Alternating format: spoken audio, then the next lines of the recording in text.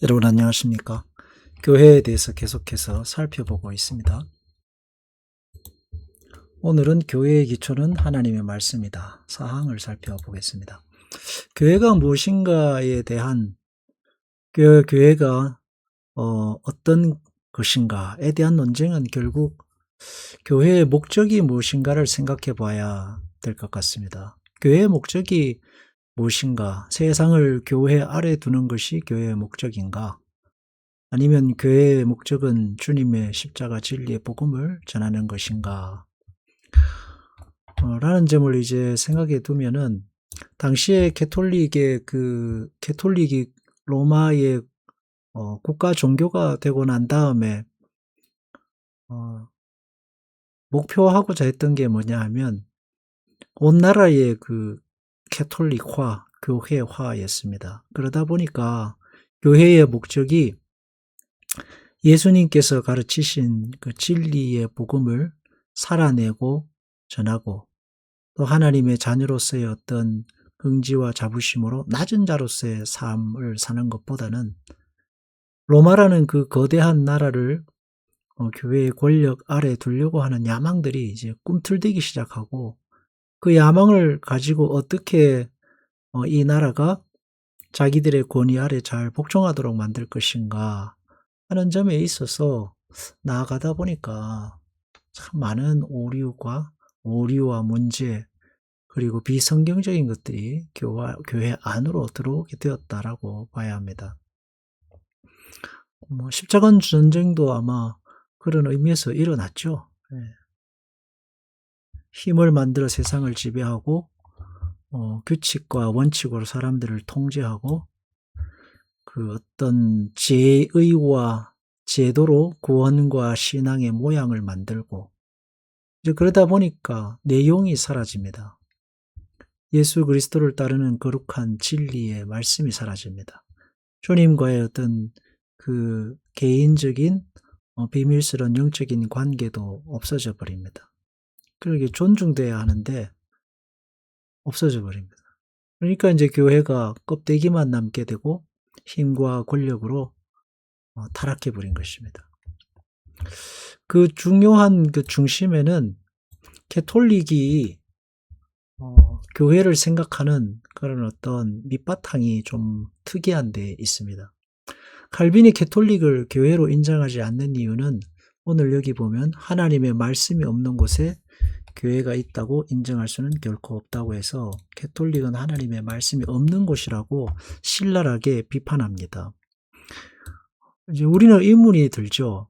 가톨릭에도 성경이 있고 설교를 하고 말씀을 가르치지 않느냐 하는데, 칼빈이 여기서 이렇게 말하는 이유는 뭐냐 하면, 캐톨릭에도 설교가 있고 성경이 있고 다 있습니다. 그렇지만 당시에 지금도 그렇지만 캐톨릭의 이 말씀의 권위라는 것은 교회의 권위 아래에 있습니다.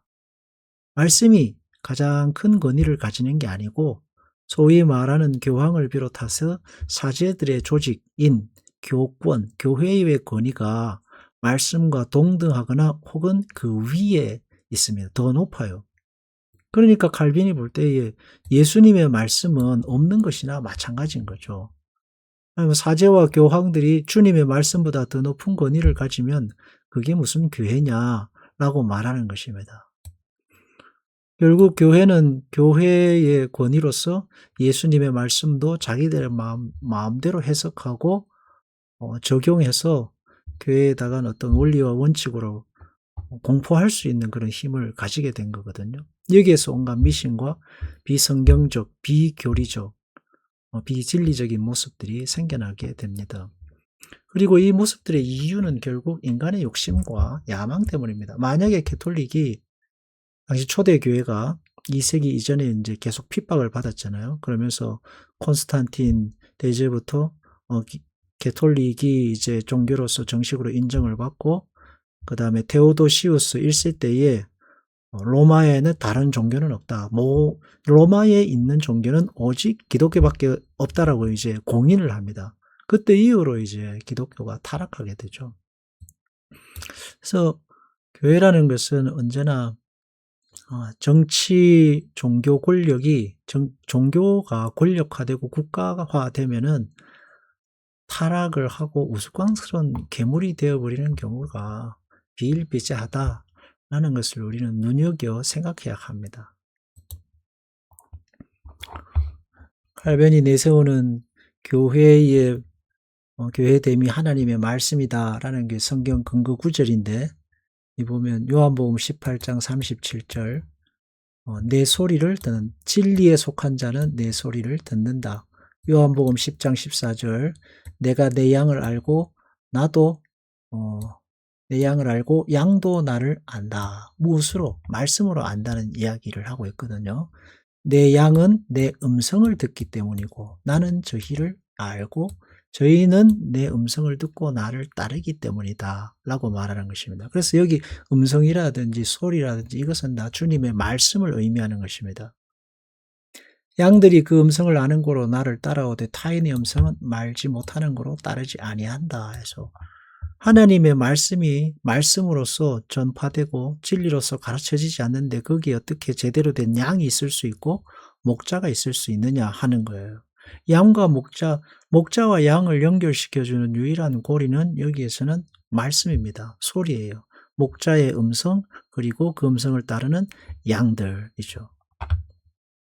근데 거기다가 이 말씀, 목자의 진리의 말씀에 다른 것을 집어넣으면 그 양과 목자의 관계가 말씀을 중심으로 한 관계가 되지 않고 비정상적인 관계가 되니까 그것은 주님이 의도하신 교회라고 할 수 없다라는 칼빈의 비판입니다.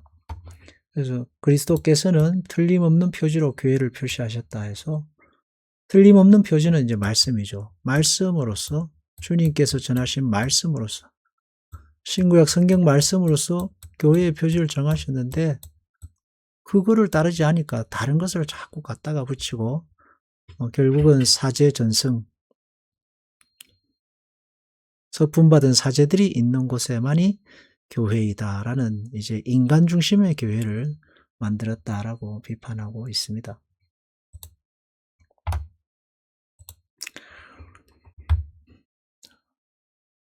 표지가 보이는 곳에는 교회가 있다. 그 표지는 하나님 말씀이죠. 그리고 성례입니다. 표지가 없는 곳에는 교회의 진정한 의미를 보여줄 만한 것이 없다. 말씀이 말씀으로 전해지지 않는 곳에는 그 어떤 화려하고 능력이 있고 세상에 권세를 가졌다 해도 그것은 교회가 아니다라고 아주 신랄하게 비판하고 있습니다. 왜냐하면 워낙 당시에 개톨릭이 워낙 타락했기 때문입니다. 사람의 판단이나 사제 계급이 아니라 해서, 이게 사람의 판단이라는 것은 교권을 말하는 것입니다. 교황의 권위, 사제들의 권위, 교권을 말하는 것이고, 사제 계급, 사제가 있다고 해서 교회가 되는 게 아니다. 사도들과 예언자들의 교훈이라고 바울은 우리의 기억을 환기시킨다. 에베소서 2장 27절은 너희는 사도들과 선지자들의 터 위에 세우심을 입은 자라 그리스도 예수께서 모퉁이들이 되셨다 해서, 사도들과 선지자들의 터는 신구약 성경 말씀을 말하고, 예수 그리스도께서 친히 모퉁이 돌이다는 것은 주님만이 교회의 유일한 길이요 진리요 생명이고 구원의 문이다라는 말씀입니다. 그런 하나님의 말씀이 진리대로 선포되지 않는 곳에 그게 무슨 교회냐, 이름만 교회지 그 안을 들어가 보면 온갖 미신과 우상들이 가득하다라고 비판했습니다. 그러니까 이제 소위 캐톨릭의 사제 전승, 교회가 사제들을 통해서 전승된다. 그리고 교황 무엇을, 교황은 죄가 없다. 베드로 수위권, 그 베드로를 통해서 이제 예수 그리스도의 구원의 어떤 그 교회, 구원의 문이 전달된다. 천국의 열쇠가 전달된다 하는 거죠. 근데 이것도 참 오류가 많은 것이, 베드로 수위권을 말하지만 예수님의 12제자들은 세계 곳곳에 흩어졌습니다. 그리고 교회를 세웠어요. 그 사람들이 다 베드로로부터 세례를 받거나 혹은 사제로 인정되거나 한 건 결코 아니거든요. 성령께서 바울을 바울로 세우신 분은 베드로가 아니잖아요. 예수님의 성령의 역사하심을 통해서 바울은 바울이 되는 거거든요. 그래서 참 안타까운 일들이 많이 일어났습니다. 이제 베드로 수위권이라든지 사제 전승이라든지 이런 내용이 나오게 된 이유가 뭐냐 하면 2세기 이레니우스 시대 때에 영지주의의 공격이 굉장히 심했습니다. 그 사람들이 이제 영지주의가 이단들의 사상과 당시에 있던 여러 종교들을 합쳐서 신비주의 종교를 만들었잖아요. 그 종교를 만들고 이제 교회에 대항을 하는데 당시에는 신학적인 어떤 토대가 굉장히 빈약했습니다. 그래서 결국은 이레니우스가 하다 안 되니까 들고 나온 게 사제들의 명부였어요. 봐라. 이 사람들이 베드로로부터 계속해서 이어져서 사제로 서품받고 그 제대로 된 신앙의 어떤 교회의 전통을 이어오고 있는 사람들이 아니냐라고 들이밀고 그거로써 이제 자기들의 교회를 지켰거든요. 근데 그때는 뭐 그게 어쩔 수 없었어요. 그러나 이게 언제 다시 나오느냐 하면은 그 데오도시우스 1세 때입니다. 데오도시우스 1세 때 로마의 종교는 기독교밖에 없다라고 이제 선포를 하게 되니까 이 온갖 종교들이 이름을 교회로 바꾸는 거예요. 교회 명패를 막 다 바꾸고서 우리도 교회다라고 말하니까 그때 또 들고 나온 게 이제 사제들의 그 명부였습니다. 그걸 들이밀은 거예요. 그래서 그때 하여튼 막 이런 역사적인 배경들을 가지고 이제 교회는 교회를 지키기 위해서 고분고투하다가 만들어낸 어떤 과정이지만 그렇지만 그 과정을 통해서 교회가 괴물화되고 들이지 말아야 할 어떤 잘못된 사상들을 교회가 받아들이게 되고 그것을 교회의 기초 위에 놓게 되니까 교회가 사람의 생명을 좌지우지하는 사람을 천국도 보내고 지옥도 보내는 면죄부라든지 뭐 온갖 것들을 교회에다 다 끌어붙이게 되었다라고 하는 겁니다. 그리고 교회의 권력을 가지고 정치적인 목적을 이루고 자기들의 마음에 들지 않는 사람들을 처단하고 예수님의 십자가의 용서와 사랑보다는 세계를 교회의 발 앞에 두려고 하는 야망의 도구로 사용했던 겁니다. 사람들을 화형에 처하고 악마화하는 일들이 당시에 얼마나 많이 교회라는 이름으로 자행됐는지 몰라요. 참 부끄러운 일이죠. 그래서 교회가 힘과 권력을 가지면 안 됩니다. 교회는 국가 권력과 국가 권력에 버금가는 그런 힘과 권력을 가지면 안 돼요. 교회는 항상 주님께서 말씀하신 대로 마지막에 있어야 됩니다. 마지막에 있어야 돼요. 네, 마지막에 있어야 됩니다.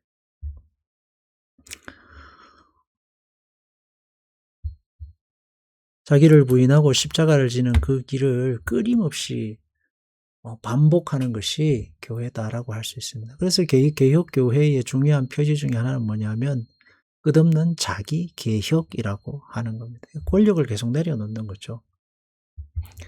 하나님께 속한 자는 하나님의 말씀을 듣나니 베드로 수익권이 중요한 게 아니라 하나님의 말씀을 듣는 자가 하나님의 교회고 하나님께 속한 자고 주님의 사람들입니다. 듣지 아니하면 하나님께 속하지 않았죠. 말씀을 안 듣는데 주님을 주님으로 대우하지 않고 존경하지 않고 공경하지 않는 자가 어떻게 주님의 사람이냐라고 할 수 있습니다. 맞는 말이죠. 교회는 그리스도의 나라고 그리스도께는 그의 말씀만으로 지배하신다. 베드로 수위권이라든지 뭐 사제 전승설이라든지 아니면 뭐 미사 제사설, 성모 승천설, 교황 모술 이런 게 아니라 주님은 지금도 주님이 머리 되시고 주인 되셔서 친히 대리자가 없어요. 대리자를 두지 않습니다. 주님은 대리자를 두시지 않아요. 주님이 친히 직접 지금도 양떼들을 인도하시고 양떼들을 보호하시고 지키고 가시는 거예요. 말씀과는 별개고 그리스도의 나라가 존재하듯이 상상하는 것은 거짓이다라고 해서 지금도 보면 바른 교회가 뭐냐라는 이제 이야기를 자꾸 하는데 뭐 성내전이나 강대상에 걸린 휘장의 색깔이나 목사들의 옷이나 예복이나 절기나 이런 게 중요한 것이 아닙니다. 뭐 강대상에다가 뭐 새파란색, 언제나 하얀색, 언제나 노란색, 언제나 흰색, 빨간색, 보란색 바꾸어 거기에 건다고 한들 그것과 신앙의 거룩과 무슨 상관이 있죠? 그것이 성도들의 거룩과 회개 그리고 자기 자신의 십자가를 지고 주님을 따르고 순종하는 것과 무슨 상관이 있냐는 거예요. 그러니까 눈에 보이는 좋은 것을 쫓아서 신앙의 어떤 과정을 만들기 시작하면 내용을 잊어버리게 됩니다. 신비한 종교를 만들려고 하면 끝이 없어요. 네. 주님이 하시지 않고 만드시지 않은 것들을 교회에다 끌어들여서 교회로 힘과 권력을 강화하고 사람들을 거기다가 붙들어 두려고 하면은 미신화되고 우상화되는 것입니다. 교회는 예수님의 말씀을 전하고 지키고 가르치는 것입니다. 그것이 예수님께서 하늘로 올라가시기 전에 마지막 주님께서 하신 말씀이죠. 결국은 그건 성화하고 주님을 닮아가는 자기 부인의 과정, 끝없는 자기와의 싸움의 신앙생활, 자기 죽음의 길이 결국 신앙생활 아니겠습니까? 기도하겠습니다. 하나님 아버지, 참 신앙생활 하는 것이 어려운 시대입니다. 그럴수록 우리는 신앙의 길을 잘 찾고 주님의 말씀을 우리의 삶의 유일한 근거로 삼아 날마다 나를 부인하고 나를 개혁하고 나를 십자가에 못 박고 주를 따라가는 일에서 벗어나지 않아야겠습니다. 주님 은혜를 베풀어 주옵소서. 예수님 이름으로 기도합니다. 아멘.